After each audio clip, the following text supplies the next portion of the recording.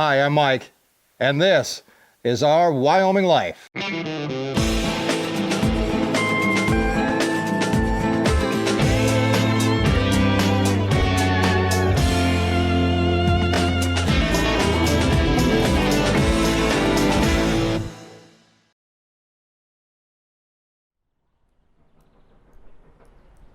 Haying continues, and for the first time in the first 10 years that we've been here on the ranch, I decided to keep track of my hours for the last week. With the tally in, it turns out that I, over the last 7 days, averaged 14 hours per day for a total of 98 hours. Needless to say, I remember why I've never kept track of hours before, and I'll probably never do it again. With 98 hours under my belt, I decided that it's time to take a break from haying today. We still have about 200 acres left to cut, and we will get back to it soon. With all the concentration on haying, it's easy to forget that there's still a ranch to run, and what might have been a day off quickly turned into a full day of work, starting with this little lady.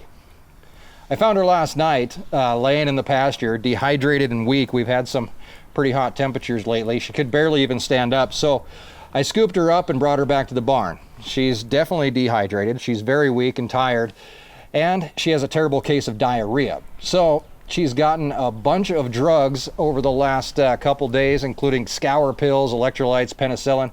Hopefully, she'll start to feel better soon.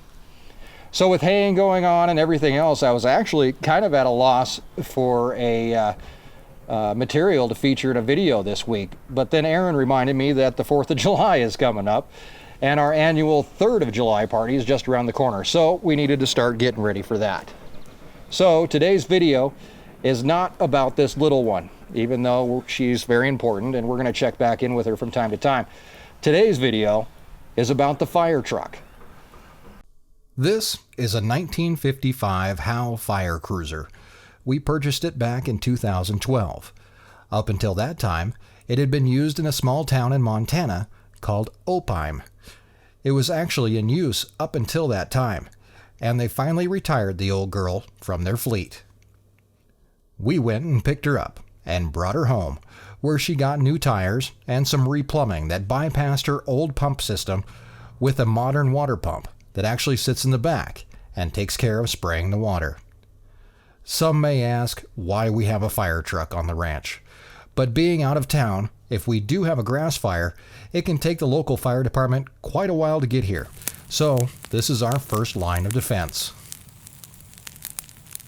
I had a friend of mine from Montana who is a fire chief come down and give us a lesson on how to use the fire truck and how to be most effective in combating any fire that we may have. Also, the truck makes a good water truck, and if we have a stock well go down, a well that gets water to the cows, we can use it to refill stock tanks. So it serves a dual purpose. The reason we're getting her out now is not only because we are coming into fire season, but also because of the 3rd of July party that I mentioned earlier. We invite a few friends out for the night, and we have a little barbecue and we blow some crap up. We do it on the 3rd because on the 4th, we take the kids to the parade and tend to end up at the fireworks in town, so it's a good compromise.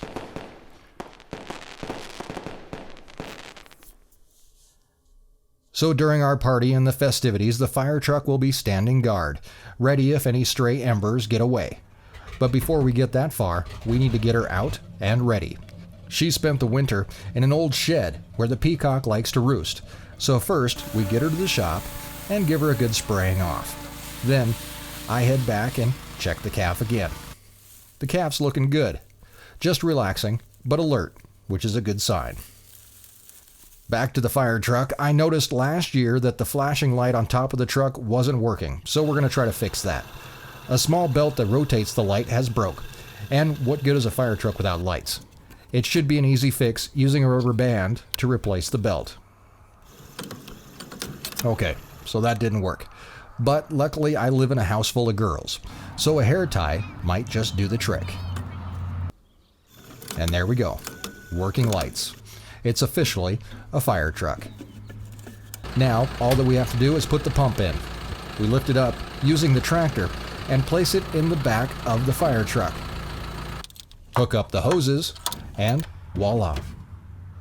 Add a little fuel and 500 gallons of water, which takes a while to fill up, so that gives us another chance to go check out the calf, who still seems tired. Sunshine! Sunshine! That's something the name, Sunshine. But she is looking pretty good. So are we. The water is full. The kids love the fire truck, and when I get it out, they swarm to it. And Grace even helps add flags to the back, making it a true 4th of July ride. And the fire truck is good to go, ready to combat any dumbassery that might occur while we light off fireworks on the 3rd. There we go.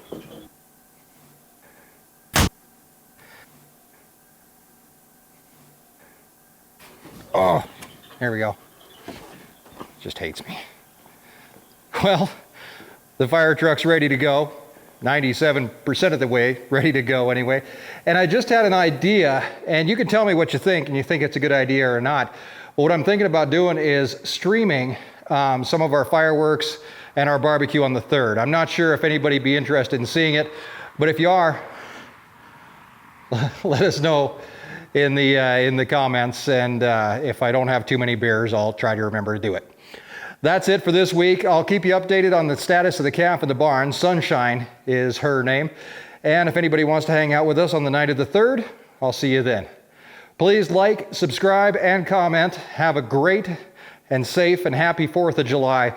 I think the 4th is one of the best holidays we could celebrate here on the ranch. It's a great time for a bunch of us to get together without the work of branding or preg checking or sorting calves.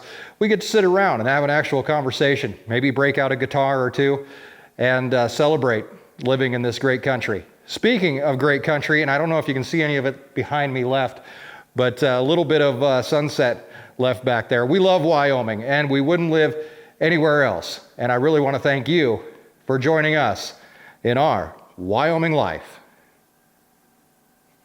And it stopped working again. Go.